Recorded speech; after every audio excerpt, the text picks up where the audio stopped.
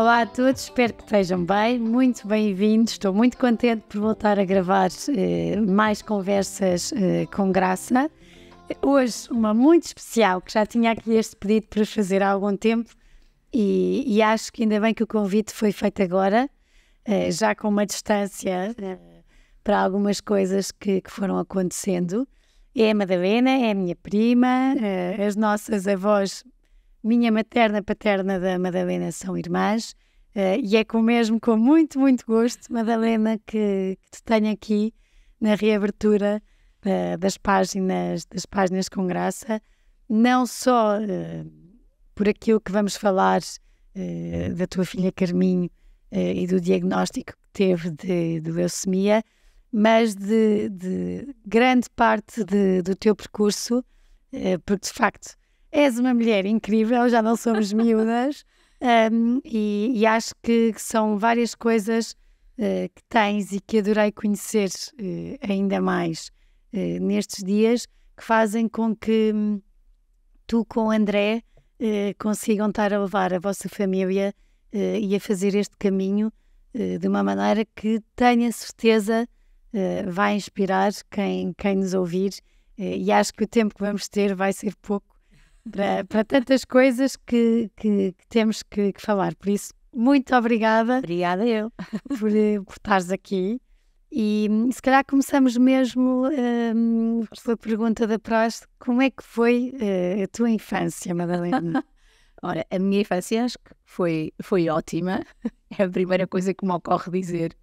E é verdade que tu fazes parte de uma parte da minha infância. E olha, e posso dizer que sempre tiveste um espírito leve-leve. Desde pequena, e até tenho uma história muito gira contigo, que nós passávamos férias em São Martinho e de um ano para o outro os teus pais deixaram de aparecer. E eu era muito pequena e os meus pais não me tinham contado nada do que é que tinha acontecido, e eu cheguei à praia e insistentemente te perguntava onde é que estava a tua mãe. E tu nunca me respondias diretamente, até que deves ter fartado das minhas perguntas. E um dia disseste-me, a minha mãe está no céu e não volta. Mas disseste-me aquilo de uma maneira mesmo leve. Aquilo eu percebi perfeitamente, porque eu era pequena, mas já percebia. E percebi perfeitamente, e foi provavelmente o primeiro contacto que eu tive na vida com a morte, mas foi mesmo leve-leve. Lembro-me exatamente de onde é que estávamos, entre as filas das barracas, e lembro-me, sou capaz de reproduzir quase isso num quadro se soubesse desenhar, e de não ter sido uma coisa nada pesada, nada pesada. Portanto, acho que até é um testemunho giro de partilhar contigo, porque já eras muito pequena, mas tinhas essa forma de... Eras muito pequena, mas já tinhas essa forma de encarar a vida. É giro, porque eu tenho algumas memórias. As nossas mães eram muito amigas. Os nossos pais, a nossa mãe, a minha mãe e o meu pai, o teu pai é que eram primos, sim, mas ficou uma amizade muito grande, eu acho que das nossas mães, e que também eu tenho várias memórias também com a tua mãe, que é giro, e por isso eu acho que quando eu soube isto, e nós fomos cruzando, sim, ao longo da vida, Madalena, eu lembro-me que entrevistei a Marta, e tinha sempre Madalena, mas não sei porque achava que, sabes, que eu acho que às vezes a distância... Claro! E a pessoa deve seguir o seu instinto.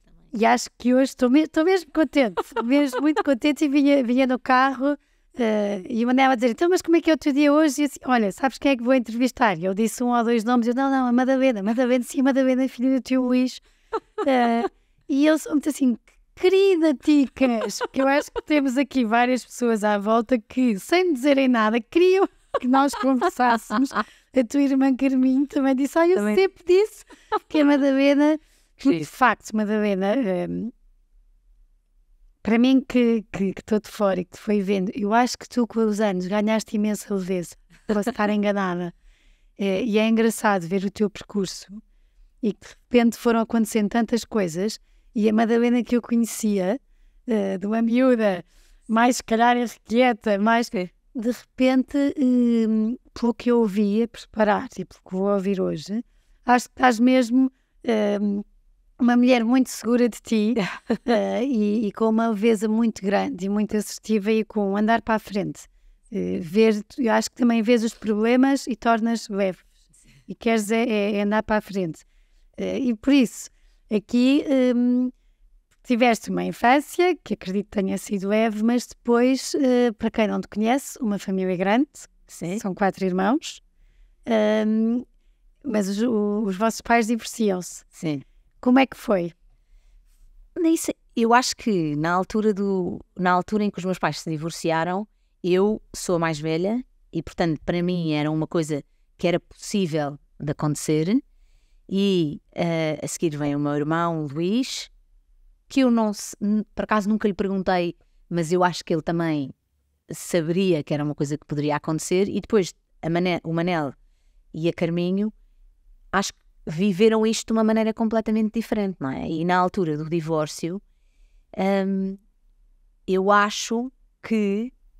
Eu não sou capaz muito de reproduzir as emoções dessa altura, mas acho que foi uma altura em que, naturalmente, nós, que já éramos uma família muito próxima, ou seja, nós irmãos já éramos muito próximos, nos aproximámos ainda mais, e além disso, nós tivemos uma sorte imensa, que foi o facto dos nossos pais conseguirem pôr à frente do seu divórcio o processo de ser pais, ou seja, a função ou a missão de ser pais. E isso nunca foi, ou seja, o divórcio nunca teve um impacto nisso. Se calhar teve para eles, não é? Enquanto pai e mãe, mas na maneira como eles se apresentavam a nós, nunca teve. E por outro lado, acho que também deu aos meus pais a liberdade de serem quem queriam ser. E portanto, o divórcio, que é uma coisa má, não é? Porque no fundo é uma família que de certa maneira se parte, trouxe-nos ensinamentos importantes. E trouxe-nos ensinamentos importantes que eu acho que nós aplicamos nas nossas vidas de casados. Ou seja, que é uma coisa até um pouco contraditória, não é? E portanto eu não tenho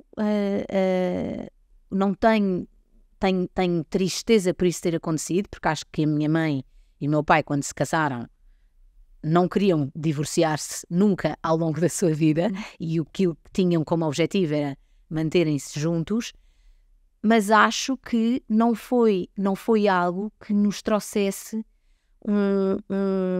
que nos fizesse acreditar alguma coisa. Trauma, sim, porque, não é? Ou seja, uma pessoa não passa por estas coisas nunca de forma ilesa, e a palavra trauma às vezes tem uma carga muito negativa, e é normal que nós tenhamos traumas, não é? O que é importante é que aprendamos a lidar com eles. Mas acho que o facto dos meus pais se divorciarem não nos fez desacreditar na entidade de família, nem na instituição casamento, e portanto acho que isso sim, teve coisas más, sim, houve momentos em que nós nos tivemos que habituar à vida de pais divorciados, mas acho que os nossos pais nos deram uma grande lição de humildade por um lado e de altruísmo por outro, e portanto acho que foi um percurso, nunca se separaram no que diz respeito à nossa educação. Divorciaram-se, mas nunca se separaram enquanto pais, digamos assim. E isso também fez com que vocês, enquanto irmãos, a tua mãe no casamento, acho que foi da Carminho, falou e disse uma coisa, não sei se vou dizer as palavras certas, mas que a ideia era, e eu achei isto espetacular, que é, não são os pais que quase que obrigam a que os filhos se deem, os pais criam um ambiente propício a que os filhos, entre eles, se deem, mas depois depende de vocês e vocês foram conseguindo criar muito o vosso clã e essa união. A história sobre esse episódio para aí, na minha adolescência mais tardia, eu tive um episódio em que me queixei de um dos meus irmãos, que posso dizer, que é o meu irmão Luís, à minha mãe. E já não sei do que é que eu me queixei, mas a minha mãe disse-me, foi bastante dura comigo e disse-me, eu não tenho nada a ver com isso, porque a única coisa que eu posso fazer como mãe é criar o espaço para que vocês sejam unidos e verdadeiramente amigos uns dos outros. Mas a responsabilidade de vocês serem amigos uns dos outros, de se perdoarem e de aceitarem, é vossa. E é uma escolha vossa. E no casamento da minha irmã, não foi a minha mãe que falou, fui eu e que contei essa história. E isso foi uma coisa que eu nunca mais me esqueci e que é absolutamente verdade, porque nós crescemos pessoas diferentes. Apesar de termos o mesmo pai e a mesma mãe, crescemos pessoas diferentes. E os laços de sangue não resolvem tudo na vida. E, portanto, há momentos em que nós temos que escolher querer continuar a amar aquelas pessoas que são os nossos irmãos de sangue e que, teoricamente, e não é só querer continuar a amar, é procurar neles aquilo que admiramos e que queremos que se mantenha perto de nós. E isso é uma escolha, sem dúvida. É mesmo uma escolha. E eu agradeço todos os dias os meus irmãos fazerem a escolha de gostarem de mim como eu sou, porque eu tenho muitas coisas más. Mas é uma escolha. É verdadeiramente uma escolha. E até porque às vezes há relações que são muito más e muito tóxicas e uma pessoa também tem que fazer a outra escolha. De se afastar, não é? Portanto, fico muito agradecida à minha mãe de me ter dito isso e de ter sido tão clara.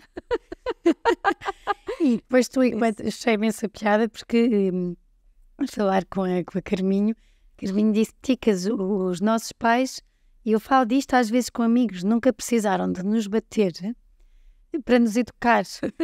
Nunca me lembro de levar um estalo da minha mãe ou do meu pai, mas a única pessoa que me deu um estalo foi a Madalena. Porque é giro ver, e a falar com a Carminho fiquei mesmo, olha, é deliciada a palavra e enternecida, porque vê-se que não é só falar, sente-se mesmo que há uma relação muito bonita. Por isso, Madalena, porque na conversa que tivemos, percebi mesmo que há a procura de estarem sempre a construir mesmo um amor vosso de irmãos, com as coisas boas e menos boas, e até de aceitar esse estalo da irmã mais velha, quase como pronto, tens liberdade para, e vamos continuar amigas da mesma. Mas isso é um suporte também, não é? Não, sem dúvida, não é? E mesmo eu acho que ao longo da minha vida, e eu costumo dizer isto muitas vezes, que é a coisa mais dura da minha vida de adulta, porque eu tenho uma vida que eu escolhi e da qual me orgulho imenso e que me traz imensa felicidade, mas que me afasta fisicamente da minha família. A coisa mais dura da minha vida de adulta é eu não poder partilhar mais vezes as variáveis tempo e espaço com os meus irmãos, os meus pais e os meus avós, porque eu não vivo cá e várias vezes ao longo da minha vida tive vários anos a viver noutros países e é a coisa mais dura da minha vida. E lembro-me daqui a uns anos estar a ver uma entrevista da Simone de Oliveira e que lhe perguntam: qual é que é a maior raiva que você tem? E ela diz: a maior raiva que eu tenho é quando eu vejo uma mulher de meia idade a passear na rua de braço dado com a sua mãe. E é duríssimo dar-te a dizer isso a ti, porque tu também não tens cá a tua, mas eu ouvi aquilo e eu pensei: isto vai ser a minha maior raiva se eu perder a minha mãe muito cedo, porque de facto ou seja, quando as nossas ligações à família são fortes e saudáveis, é uma rede incrível. E um medo incrível ao mesmo tempo. E um medo incrível ao mesmo tempo, exatamente. E a verdade é que eu não seria quem sou se não fossem eles, e não teria feito as escolhas que fiz se não fossem eles, mas, ou seja, é quase que por causa deles é que eu decidi a vida que tenho, mas isso fez-me que me afastasse fisicamente deles. E é das coisas mais... Foste muito nova também logo para Londres. Sim, fui muito nova a viver para Londres, que era uma coisa que eu queria muito. E tinha muito essa curiosidade e no fundo deram-me essas asas, não é? E que ao princípio foste para melhorar o inglês ou foste logo porque querias estudar lá? Ao princípio fui porque eu queria entrar em medicina e não entrei em Portugal e portanto fui com esse propósito. E depois acabei por não tirar medicina, tirei outro curso da área da saúde. Ou acabei com outro curso da área da saúde, porque em Londres os percursos académicos não são tão estanques como em Portugal, mas teve uma coisa fantástica que foi, na vida é um privilégio tu abandonar sonhos por escolha, mesmo que tu aches que aquilo era o sonho da tua vida, mas o contexto evolui, não é? E as variáveis vão-se alterando e tu chegares a um momento em que tu dizes, não, isto de facto é o meu sonho de uma vida, mas eu também sou capaz de ser feliz em caminhos alternativos e isto é o que faz mais sentido. E isso é um ensinamento poderosíssimo. E foi fácil chegares a esse... Eu acho, não sei se foi, acho que não foi fácil, obviamente, mas foi libertador. E para chegares a esse ponto, tiveste ajudas? Ao longo da minha vida eu tive sempre ajuda, ou da minha família, ou externa, fosse de orientadores profissionais, de psicólogos, eu sempre tive, eu sou muito perfeccionista. E, portanto, como sou muito perfeccionista... Nós chegámos aqui, desculpa interromper, e a Madalena olhou para a mesa, se calhar está um bocadinho baixo. Eu tive mesmo para pôr aqui coisas desarrumadas, tinha a certeza que tu ias estar a pôr. Certeza. Ao longo do último ano nós tivemos imensos amigos que nos visitaram em Copenhaga e entre os quais 2 médicos, que me garantiram que tu tens doença obsessiva compulsiva, mas és uma doente funcionante, és funcional, portanto... Não tens que ir ao psiquiatra, estás ótima, mas tens. E sim, provavelmente tenho. E eu sou muito perfeccionista e, portanto, nesse perfeccionismo, o estar bem, graças a Deus, era uma coisa que era muito importante e, portanto, o ter ajuda e o procurar ajuda sempre foi uma coisa que foi fácil para mim. Natural, porque fazia parte dessa ideia de perfeição. Mas de inteligência também. Eu sei. Porque não é isso, porque normalmente nós temos a tendência para tudo o que é mais externo e esquecemos que cuidar da nossa parte psicológica e mental também faz parte para chegarmos à perfeição, porque senão andamos a tratar de muitas coisas e depois uma das que é mais importante não tem também acompanhamento. Foste sempre sendo acompanhada. E era fácil, porque não estamos a falar da Madalena agora, já com esta idade. Estamos a falar, se calhar, há 20 anos atrás, menos, mas mais nova que eu. Era fácil tu falares entre amigas, olha, eu vou a este psicólogo porque não estou bem. Nunca foi um tema. Eu também não tenho... Eu nunca tive muitas amigas com quem partilhava as minhas coisas mais íntimas.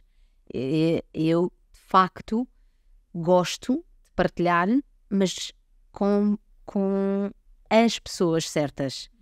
E também foi sempre assim que geri. Portanto, as minhas amigas mais próximas que iam sabendo e não foram sempre as mesmas ao longo da vida. Ou seja, em determinados momentos eram as pessoas que estavam comigo nessa altura e que me acompanhavam nessa altura, que a maior parte delas mantém-se na minha vida, mas o que eu quero dizer não eram sempre, era quem estava mais próximo desse contexto, não é? Nunca foi um tema, eu acho. Acho que talvez tivesse sido um tema se eu tivesse tido que partilhar isso com mais gente. Porque acho que isso é um ato de vulnerabilidade que, à medida que o tempo passa, tu estás mais preparada para o fazer, mas quando és muito, muito nova, isso é duro, não é? Quer dizer, e às vezes é inevitável, porque é tão sério o problema que o mundo acaba por ter que saber, não é? Mas eu nunca tive uma situação dessas e, portanto, eu sempre fiz profilaxia, porque lá está, como era muito perfeccionista, pensaram, não, deixa-me cá tratar disto antes que...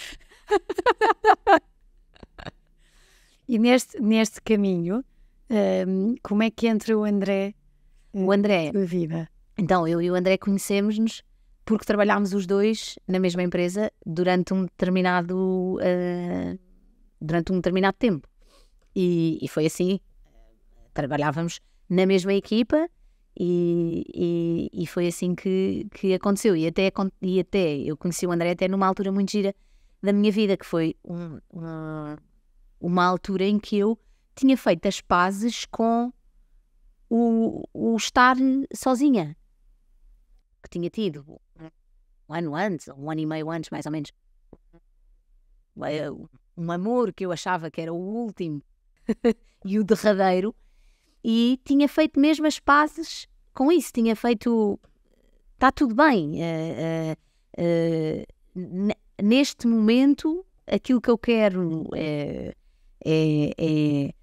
aquilo que eu quero é uma família, não é ser mãe sozinha, não é ser... E, portanto, se isso não acontecer, eu até tinha na minha cabeça, acho que nem sei se alguma vez partilhei isto com ele, mas eu até tinha na minha cabeça um plano das coisas que eu ia fazer sozinha.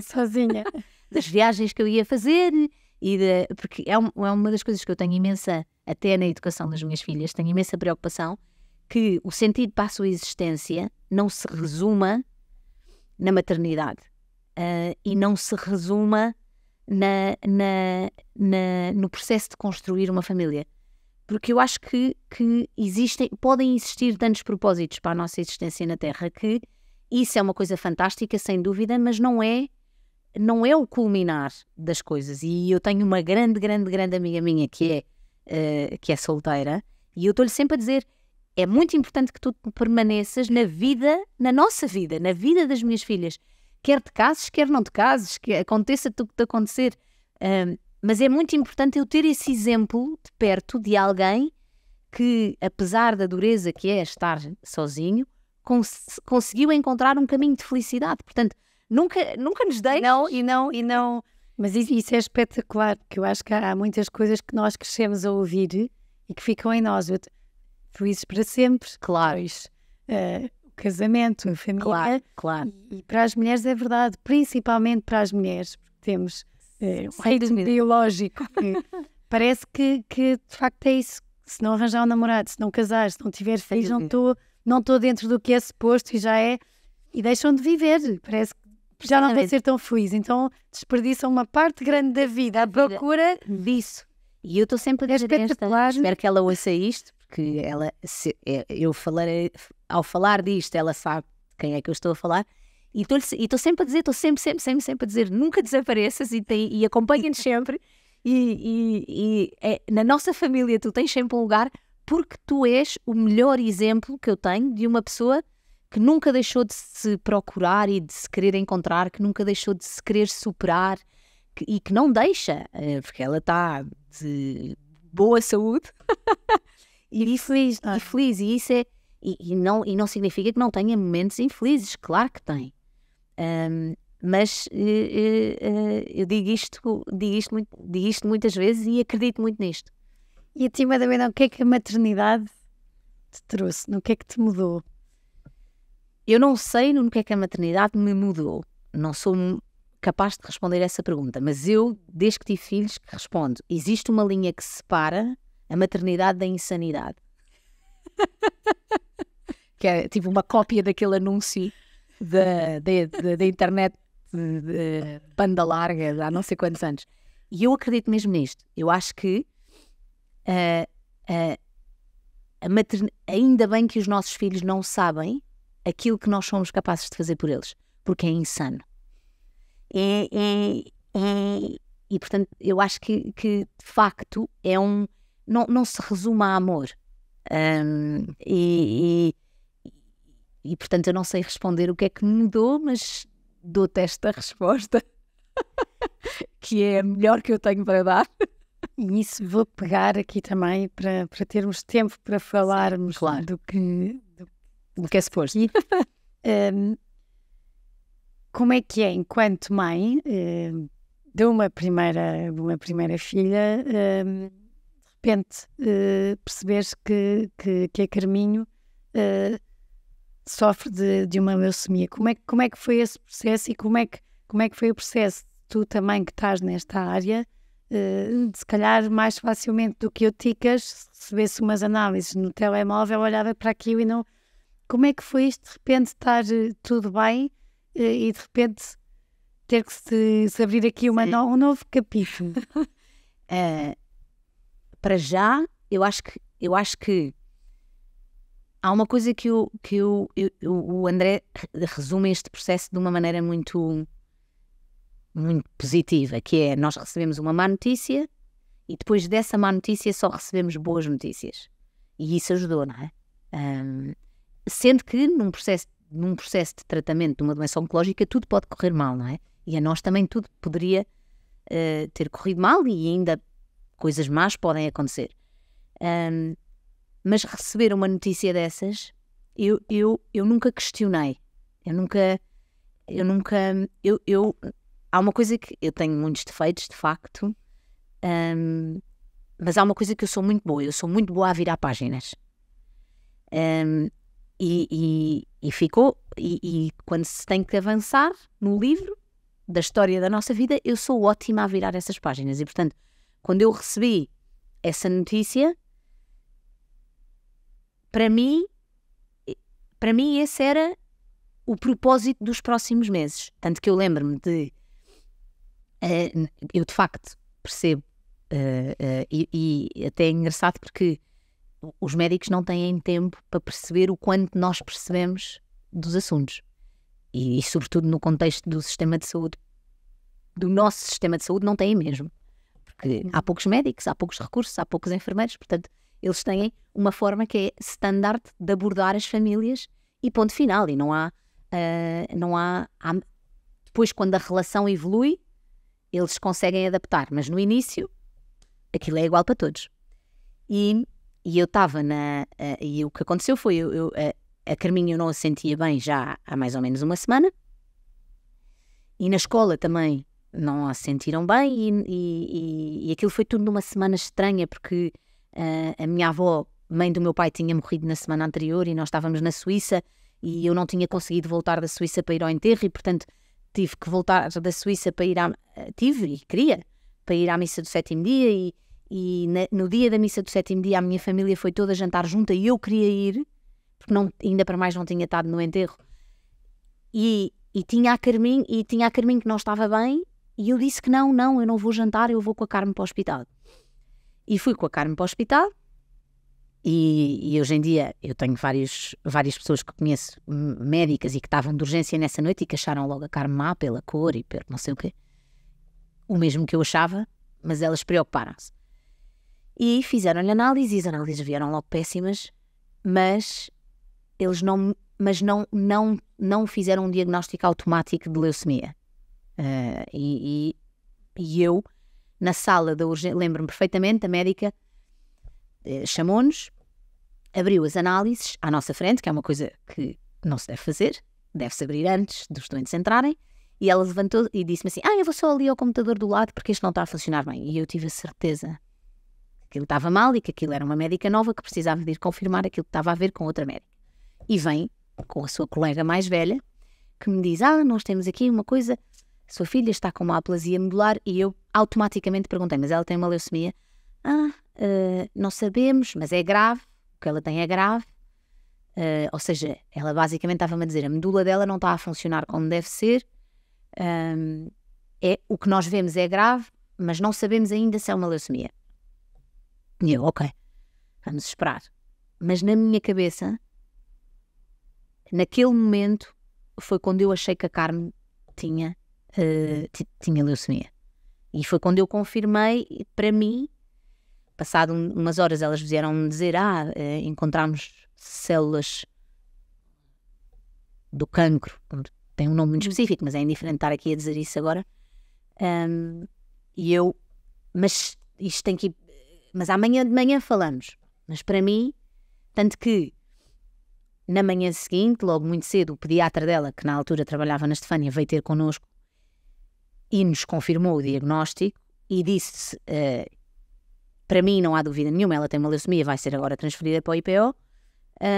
Eu já tinha mandado um e-mail para a empresa onde eu trabalhava a dizer: a minha filha foi diagnosticada com leucemia, boa noite e um candeeiro, mais ou menos.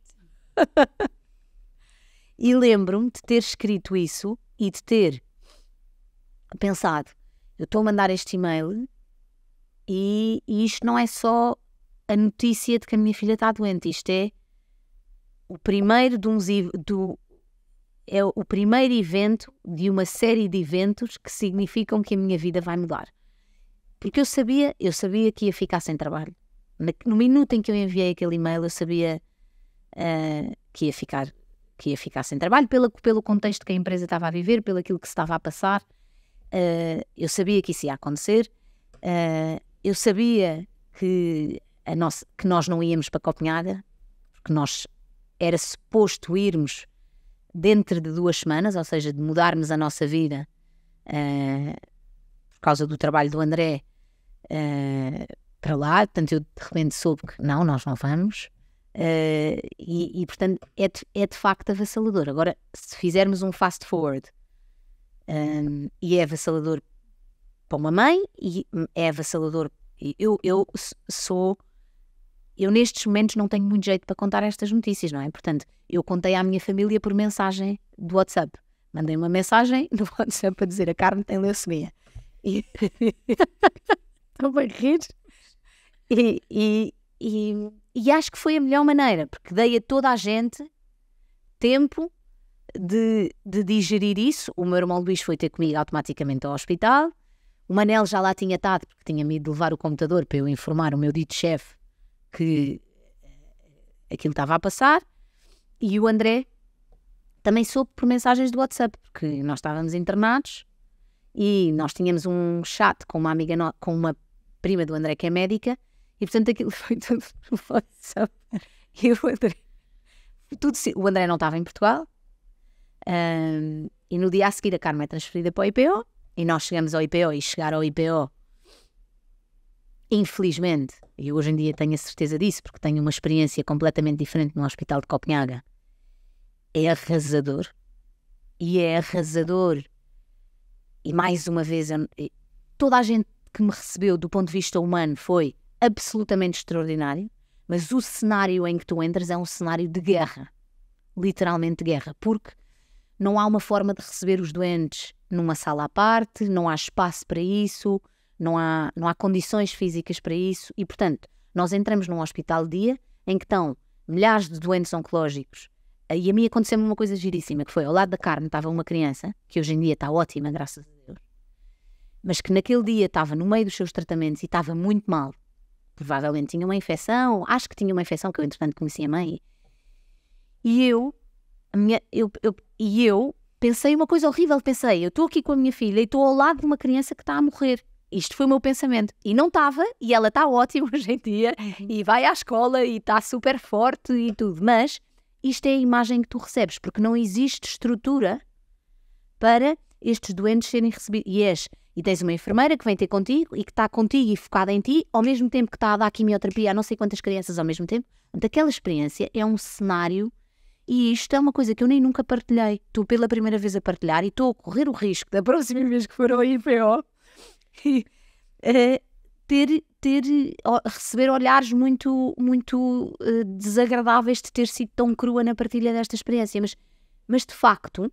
Mas era aquilo que falávamos em off, mas nós temos que ser exigentes, não é? Não é porque estamos a passar uma coisa péssima que que o que nos oferecem está longe de ser o que nós merecemos. E o que é mais interessante, claro, e o que é mais interessante nisto é que se tu perguntares a qualquer profissional de saúde, seja médico, seja enfermeiro, seja auxiliar, todos te vão dizer, mesmo que seja em off, que adoravam ter condições para receber os doentes de uma maneira diferente. E eu, em Copenhaga, tive uma experiência diferente e vi como é que os doentes são recebidos quando são transferidos com um diagnóstico de doença oncológica e, de facto, não tem nada a ver. E isto não tem nada a ver com a capacidade clínica das pessoas, nada. O médico da Carme, quando nós... portanto, o que acontece é nós vamos para o hospital-dia, passa-se aquilo no hospital-dia e depois nós subimos para o internamento, porque os miúdos ficam internados logo. E depois o médico vem ter connosco, nós vamos, a criança fica na enfermaria e nós vamos para uma sala falar com o médico. E os médicos não têm tempo para adaptar este discurso e, portanto, aquele primeiro contacto é um contacto que é, eu diria, standard, porque não há tempo. Eles estão a receber doentes novos enquanto tratam de doentes gravíssimos ao mesmo tempo, enquanto transferem doentes para os cuidados intensivos, que, by the way, não é no mesmo hospital, é noutro hospital. E, portanto, aquilo é muito intenso, não é? E é intenso. E eu tenho um respeito imenso pelas condições em que os nossos médicos trabalham, imenso. Porque, de facto, e muitas vezes eles dizem-nos assim, o que nós fazemos aqui são autênticos milagres com os recursos que temos. Sim, é verdade. Mas nós temos que querer ter melhor. Temos que querer. Porque eu ia contar, o médico da Carme, às tantas eu faço uma pergunta qualquer e ele disse assim, não, nós temos os melhores médicos do mundo. E eu acredito mesmo que temos. Eu acredito mesmo que nós temos pessoas com uma capacidade clínica inigualável. Mas, infelizmente, eles não podem fazer a melhor medicina do mundo. Não têm condições. Porque não têm como. E isto é uma verdade duríssima, mas é verdade. Nós não temos... Não sei, e não fui ver ultimamente quantos é que existem, mas uma coisa posso garantir. Existem muito poucos ensaios clínicos, por exemplo, para a oncologia pediátrica em Portugal. Espero que exista algum, mas até isso, à data de hoje, não sei se... E tenho a certeza que existem imensos médicos que adorariam ter, não era era muitos ensaios clínicos para a oncologia pediátrica em Portugal. E, portanto, eu gosto de reforçar muito isto. Eu acredito mesmo que nós temos os melhores médicos. E acredito mesmo que se fazem milagres ali com o setup que existe. Mas acredito também que nós podemos ambicionar, como cidadãos, muito melhor. Muito melhor. Muito melhor. Achas que nos ficamos por termos heróis com pouco e não reclamamos, não exigimos, era aquilo que falávamos quase. Não, eu acho que nós temos medo, eu acho que nós temos medo de ter expectativas altas. Nós temos medo de ter expectativas altas. E eu acho isto, eu já vivi em vários países do mundo e trabalhei em contextos muito diferentes e eu não acho isto só na área da medicina, não é? Eu acho isto de uma forma geral. Nós temos medo de querer ambicionar o céu. Temos medo porque achamos que não vamos lá chegar. E provavelmente não vamos, e isso não é um problema. Mas se nós ambicionarmos o melhor, se ficarmos a 1/20 daquilo que ambicionamos, se calhar é melhor do que se ambicionarmos só metade e ficarmos a 1/20 da metade. Sim. E portanto, eu tive a melhor experiência possível no que diz respeito à qualidade individual das pessoas com quem tive, e não significa que no meio, na oncologia pediátrica de uma forma geral, eu diria que 95% das pessoas são excelentes, ou acima de excelente. Existem 5% que são péssimos, porque em todas as organizações existem 5% que são péssimos, porque em todas as organizações existem pessoas péssimas, não é só... e que sobressaem muito, porque como estão colados a pessoas que são ótimas, topam-se a milhas. Mas pronto, isso é a vida, não é? Quer dizer, acontece em todo lado. E tenho recordações absolutamente extraordinárias. Isto que eu vou contar é absolutamente verdade. Eu assisti a enfermeiros salvarem vidas, e quando eu digo salvarem vidas é aperceberem-se por uma mísera tosse enquanto atendiam 5 crianças num hospital-dia, que havia uma criança que estava a ter uma reação alérgica grave a uma quimio, enquanto tudo se passava à volta deles. Tudo. E eu assisti a isto pelo menos 2 vezes. E, portanto, isto é absolutamente surreal. Ao mesmo tempo que se põe música e se dança, e, por exemplo, ao mesmo tempo que há disponibilidade mental, e isto aconteceu com a Carmo, de haverem doentes no hospital dia a serem transferidos para aqui e para ali porque estavam com complicações dos tratamentos e não podiam ficar no IPO porque não há recursos no IPO para aqueles doentes ficarem ali quando estão com determinadas complicações. A Carmo também estava a ser transferida e neste processo de trata deste, trata daquele, faz isto, faz aquele outro, chama o bombeiro para trazer, que vai fazer a transferência, quando é que vem a ambulância, quando é que não vem, há tempo para perguntar à Carmo que música é que ela quer e há tempo para se dançar no meio do hospital dia. E isto é absolutamente incrível. É absolutamente incrível. Eu tive a maior lição de gestão da minha vida, de gestão de pessoas da minha vida, dada pela enfermeira-chefe do hospital dia, que é uma gestora de pessoas absolutamente exímia. Ela quase que não fala. E quando ela lá está, ou quando lá estava, não sei como é que agora estão as coisas, porque eu já não estou lá há um ano, as coisas corriam de uma maneira e quando ela lá não estava, as coisas corriam de outra. E a maneira como ela falava com as suas pessoas e com a sua equipa era absolutamente inspirador. E isso para vocês que estão numa fase tão exigente, a vários níveis, é essencial perceberem. Claro.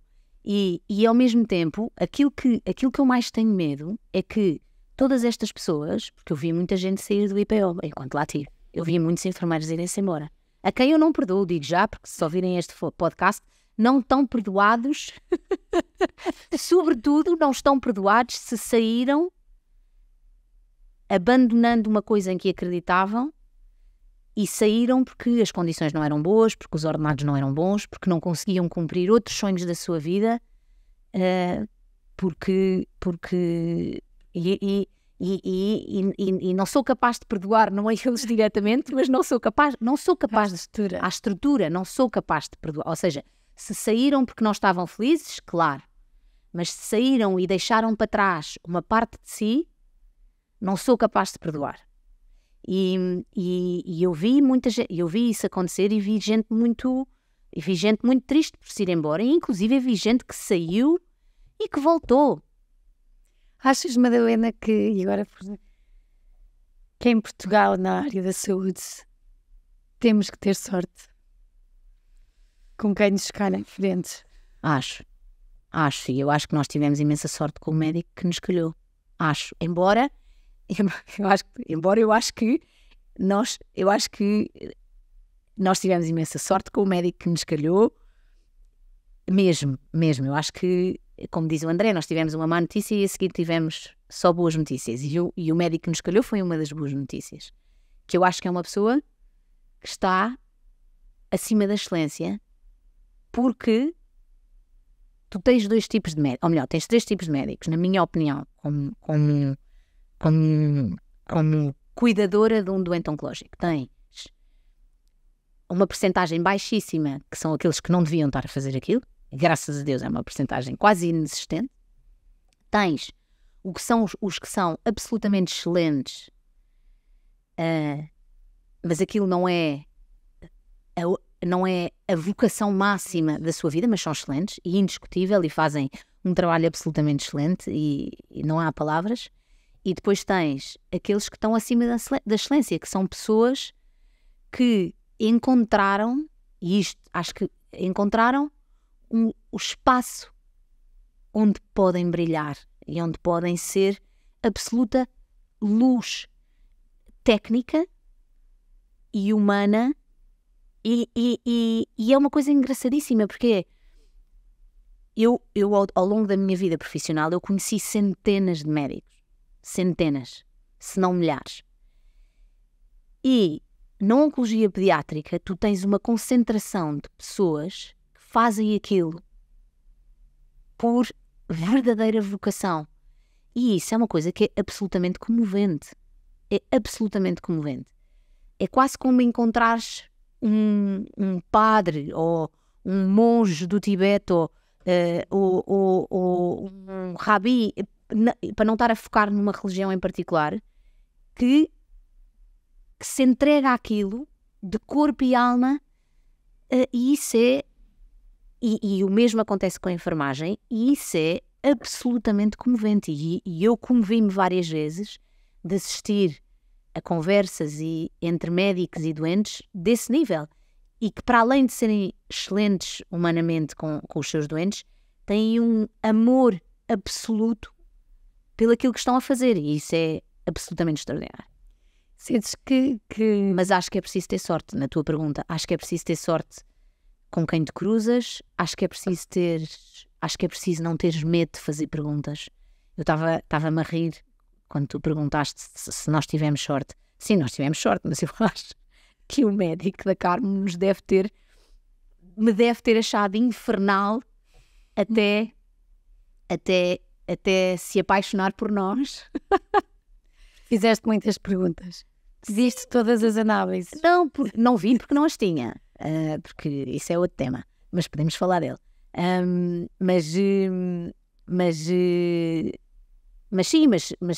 acho que a primeira conversa que nós tivemos com o médico da Carmo foi entrarmos numa sala e, para o bem ou para o mal, tanto eu como o André sabemos o que é a leucemia, não é? Portanto, tudo o que nós queríamos era chegar a uma parte mais à frente da conversa em que nos dissessem qual é que era o prognóstico dela baseado na parte genética. Ou seja, tu quando tens leucemia, depois podem existir, o teu prognóstico muda, ou seja, a tua capacidade de resposta ao tratamento muda consoante os genes que estão expressados nas células da leucemia. E eu só queria fazer um fast forward e que ele me dissesse, já temos as análises genéticas e a Carmo não tem nenhuma alteração que agrava o seu prognóstico. Mas claro, não é? Eles no primeiro encontro têm uma forma quase standard de abordar, porque não há tempo para essa adaptação. E eu hoje em dia sou muito empática com a vida que eles têm e com o atribulado que é. E a primeira coisa que ele nos disse assim, olá, eu sou o Dr. Z e sou o oncologista da vossa filha. Vocês sabem que a Carmen tem leucemia, que é um diagnóstico potencialmente fatal. E eu estou a fazer quote on quote. Foram estas as exatas palavras que ele disse. Foi exatamente isto que eu disse. E eu só pensava assim, porra, isto é assim para toda a gente. E isto são as primeiras coisas que isto é... E provavelmente isto é propositado, porque é preciso que os pais ponham os pés na terra naquele momento. Provavelmente não, eu diria que é propositado. É preciso que os pais aterrem no cenário de guerra que vão viver. E eu só pensava, e eu às tantas disse, sim, mas doutor Zé, olha, by the way, eu não preciso dessa parte de introdução, eu queria mesmo era falar dos resultados genéticos da Carmen. Eu estava em ânsias, e ele dizia assim, os resultados genéticos da Carmen só chegam daqui a um mês. Eu,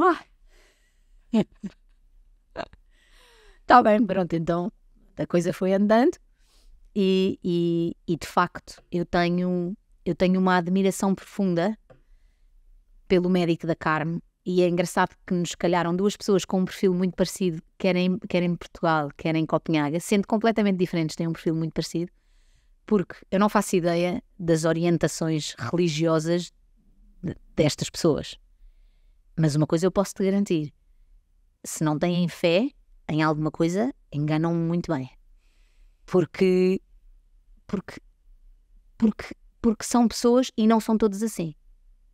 Mas lá está, são pessoas que têm expectativas altas que acreditam. E isso é absolutamente extraordinário. Agora, tu dizias-me, viste todas as análises? Não vi todas as análises. E isso é um tema que foi muito tenso entre mim e o André durante os primeiros meses de tratamento da Carmen, porque, e mais uma vez isso, eu passei por uma experiência completamente diferente em Copenhague e, portanto, posso dar duas visões diferentes. Nós em Portugal não é automático termos acesso à informação dos nossos filhos. não é automático. Os médicos vão-nos mostrando no computador e de vez em quando imprimem umas coisas, mas não é standardizado, não é automático, não é... Não ficas com o processo fisicamente. Não, e não tem que ficar com o processo, não é? Porque uma coisa, o processo clínico é do médico. Mas os exames são nossos, são do doente. Sabe? E nós não vamos recebendo isso de uma forma automática, não é? E eu trabalhava numa empresa que ainda para mais é a empresa que é altamente especializada no desenvolvimento de tratamentos oncológicos para a leucemia, que tem, neste momento em Portugal, o tratamento disponível no mercado mais avançado para o tratamento da leucemia. Graças a Deus a Carme não teve que fazer, porque aparentemente está a correr tudo bem, portanto não tem que chegar a essa linha de tratamento.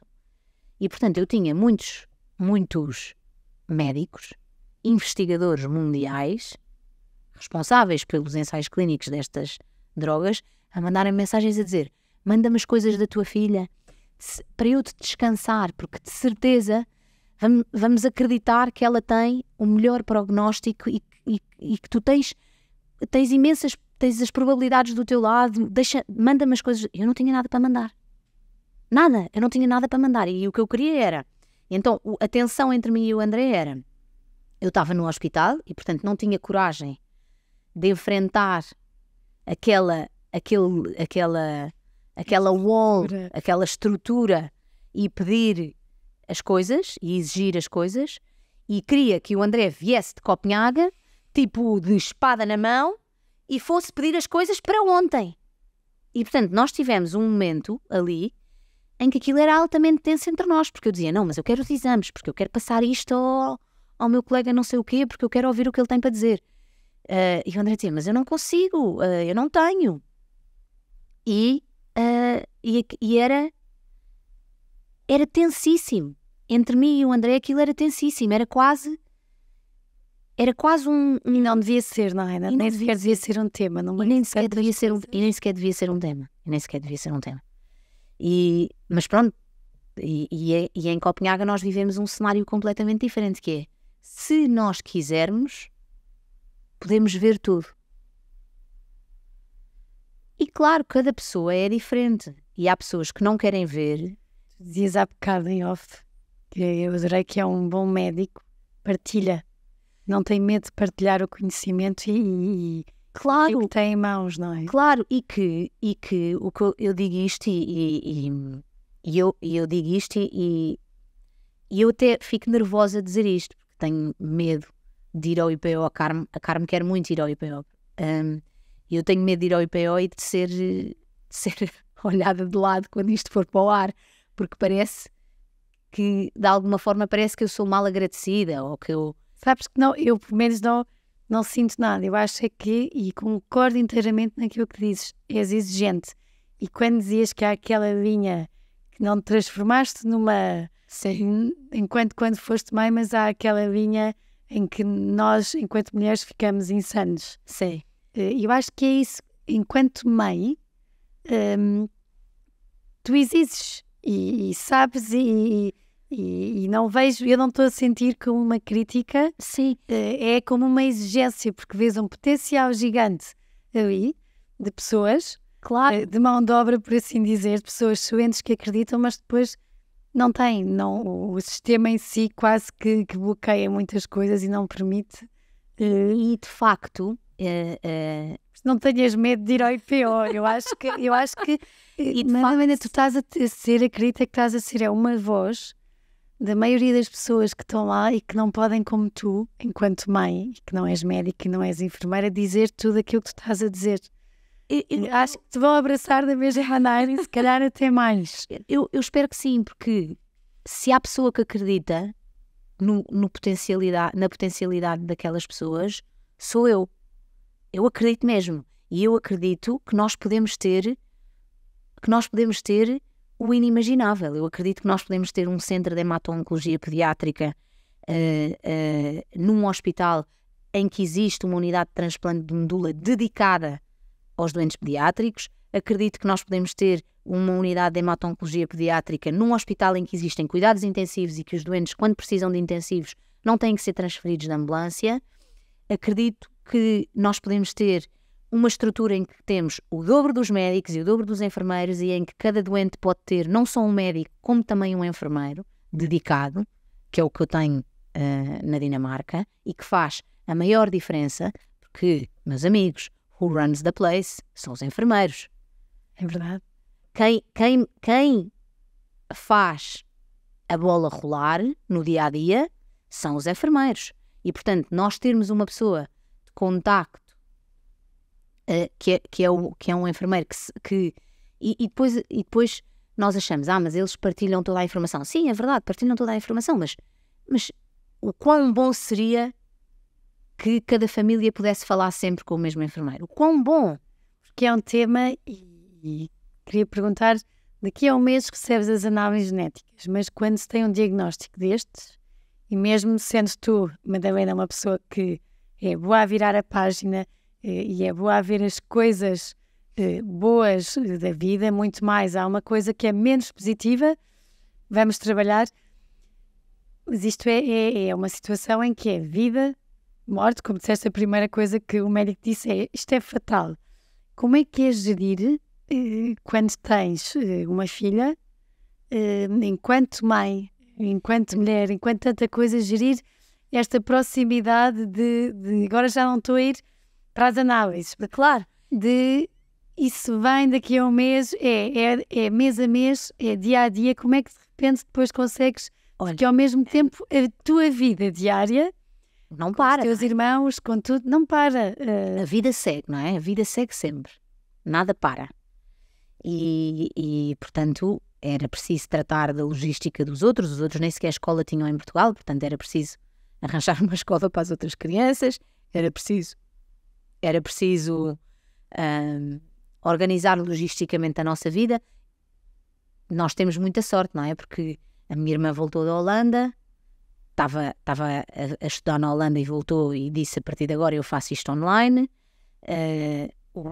Os meus irmãos foram absolutamente incansáveis. O meu irmão Luís levou a Luz de férias e eu, à data de hoje, nem sequer sei quanto é que essas férias custaram, nem quer dizer, não tratou da Luz, não é? O meu irmão Manel fez tudo aquilo que era possível fazer, de ficar com os outros, de passear com os outros, de tudo. E portanto a minha mãe e o meu pai também desdobraram-se para dar apoio. E, portanto, na realidade, a minha avó e o meu avô desdobraram-se em orações e em aquilo que eles podiam fazer, não é? E portanto, nós temos muita sorte nisso. As minhas amigas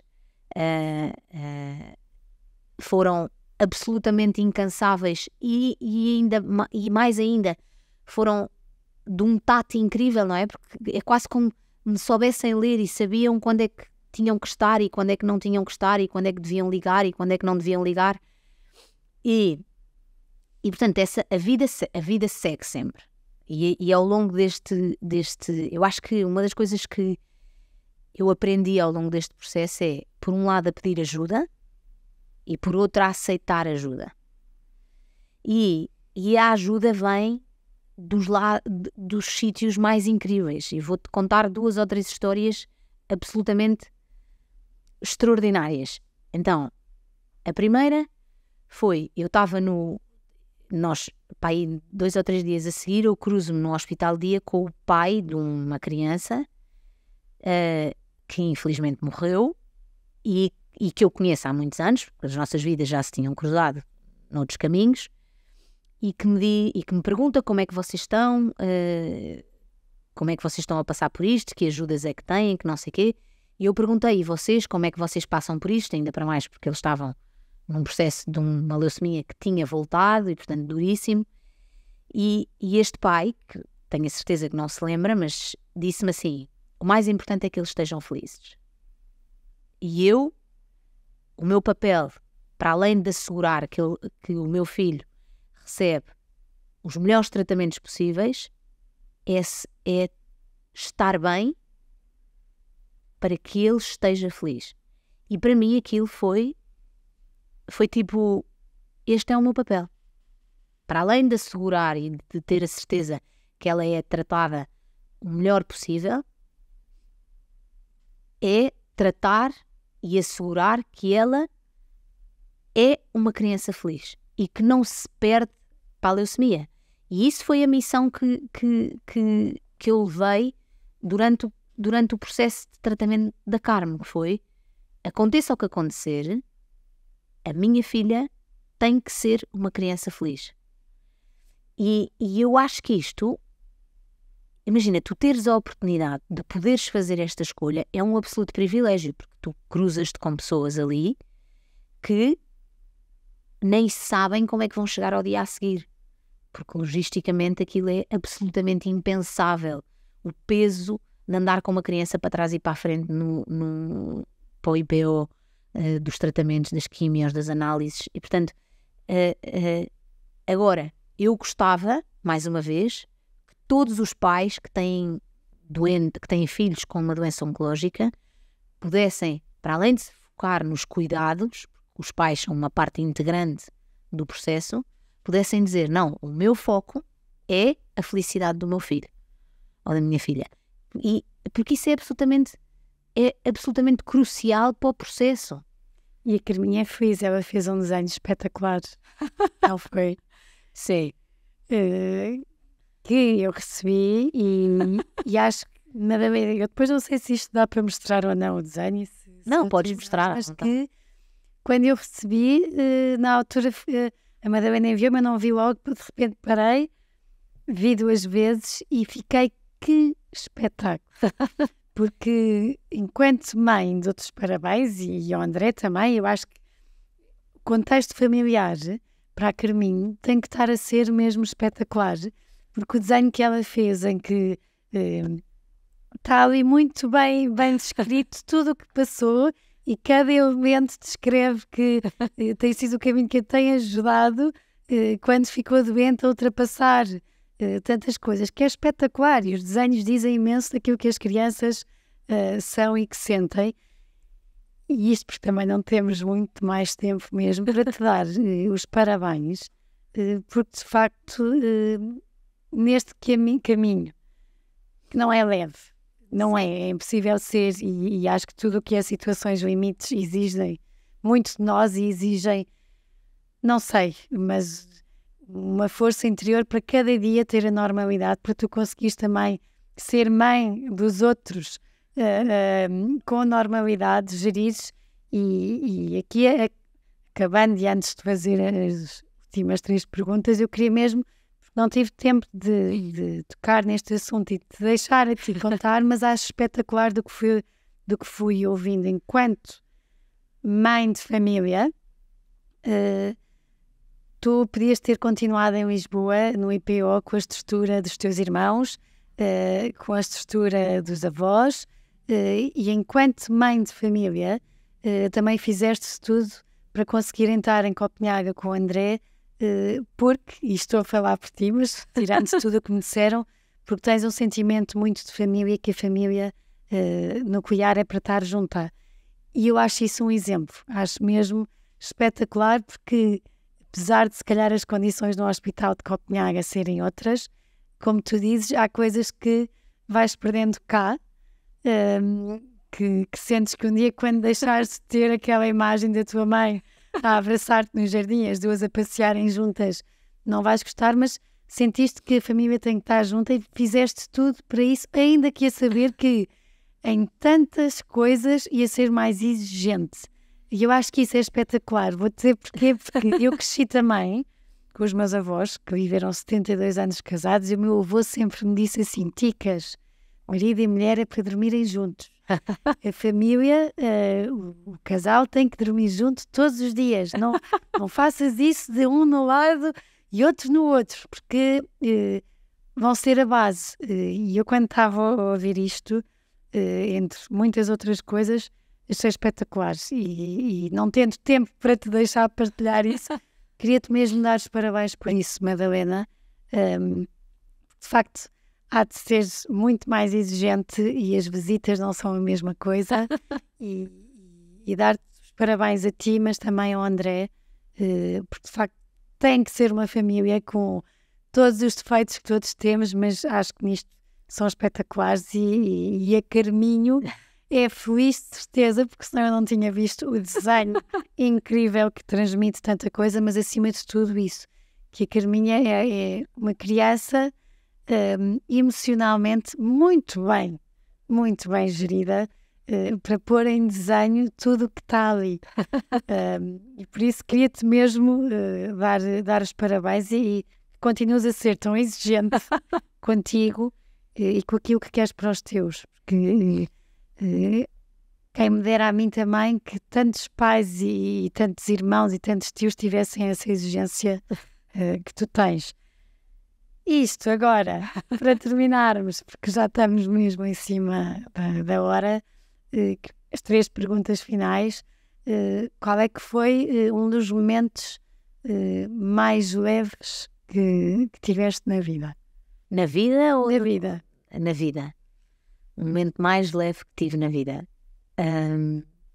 Eu tive muitos momentos muito leves. Graças a Deus.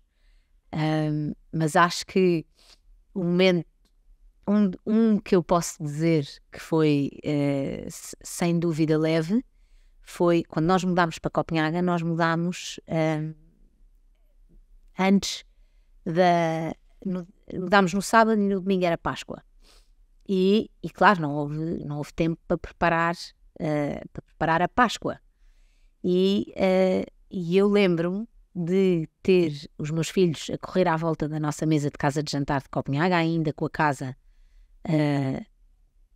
meia desorganizada, e de eu ter levado assim umas decorações de coelhos e de ovos da Páscoa, e delas da Carme e da Luz terem organizado as coisas à volta da mesa. E a nossa mesa de casa de jantar em Copenhaga está mesmo à frente de uma janela, e estava um dia lindo, e de eu ter pensado, estavas a falar da família e ter sido um momento que me marcou mesmo como, pronto, isto é onde nós devíamos estar, não é? Todos juntos aqui. E um dos momentos mais pesados?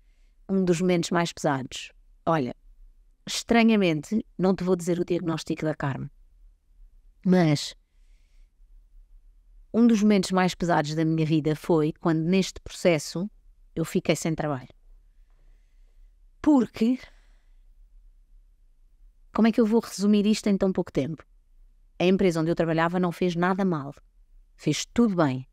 Cumpriu todas as regras, pagou-me todas as indemnizações. Eu ainda tive direito a uma indemnização extra.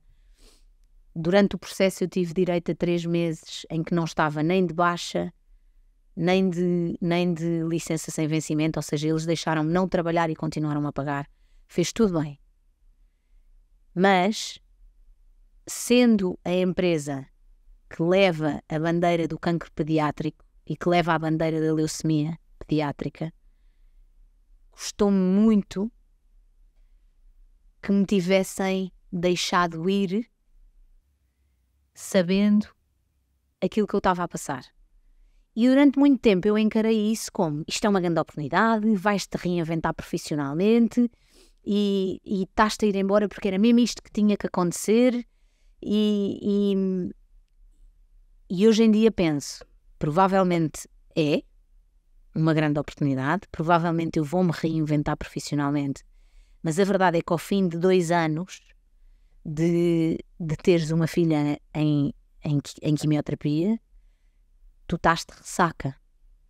E, portanto, ter o meu trabalho para voltar, mesmo que ao fim de 1 ano eu dissesse não é isto que eu quero fazer e fosse à procura de outra coisa, ter-nos-ia dado a nós, família, uma grande estabilidade. E esse foi o processo mais duro. Foi como é que uma instituição que sabe o que é que eu estou a passar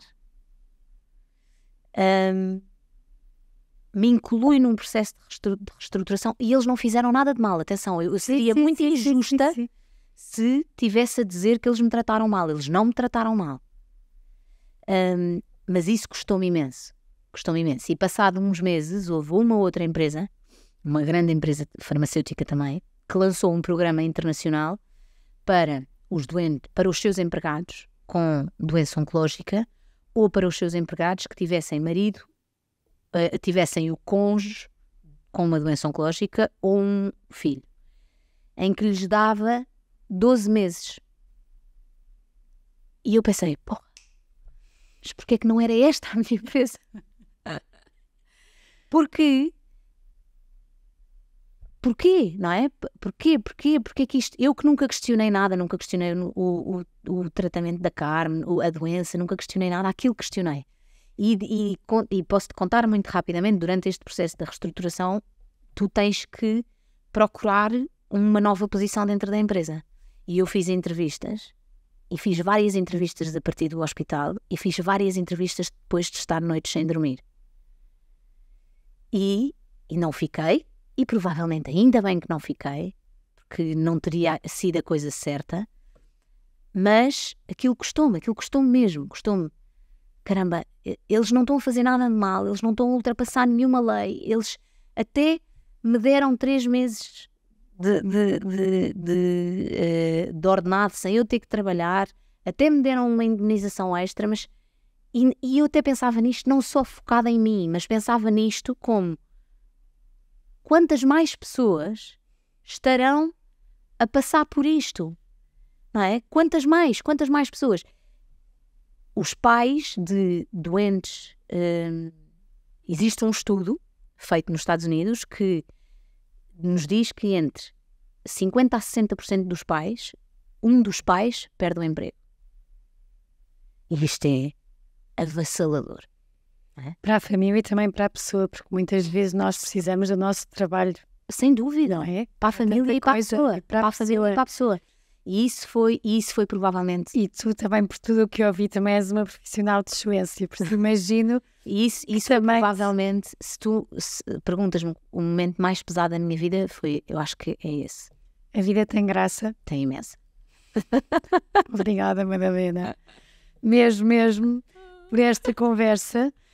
Gostei muito, tínhamos aqui muito mais para conversar, tenho a certeza e espero que no fim desta conversa se inspirem. Tenho também a certeza que a Madalena vai com o caminho ao IPO e será abraçada, porque de facto eu acho que nós evoluímos também na partilha, e estas conversas são partilhas com amor, verdade e respeito, e quando assim é, não há forma de não abraçarem quem aqui se senta comigo. E tenho a certeza que este caminho vai continuar com muito amor, com muita verdade e sempre com esta procura que se sente de que a Madalena tenha e sinta que os seus são felizes, e acho mesmo que tem conseguido. Por isso, inspirem-se. Um grande beijinho a todos e tenham uma ótima semana. Obrigada por terem estado connosco até aqui. Para terem acesso a conteúdos exclusivos do podcast Páginas com Graça, como quem serão os convidados e saberem com antecedência, poderem fazer-lhes perguntas, terem acesso a conteúdos extra que vamos conversar e que vamos falar aqui, poderão ser patronos. A descrição está no perfil, como poderão e como poderão sê-lo, e será sem dúvida uma mais-valia e um grande apoio para este projeto que eu acredito e que acho que os meus convidados também gostam, e que irá contar muitas histórias, e que, claro, que se tiver a vossa ajuda e o vosso apoio, poderemos continuar a conversar mais e a deixar capítulos e livros contados.